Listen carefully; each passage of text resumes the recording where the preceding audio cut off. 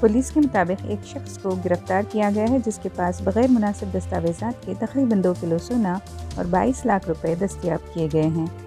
नशे की हालत में पाया जाने वाला शख्स एक बैग लिए मशकूक अंदाज में शहर में घूमता हुआ देखा गया और पुलिस पर नज़र पड़ते ही भागने की भी कोशिश करने लगा।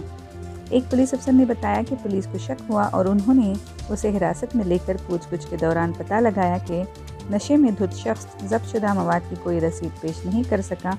इसलिए उसके खिलाफ चोरी का मुकदमा दर्ज कर लिया गया है।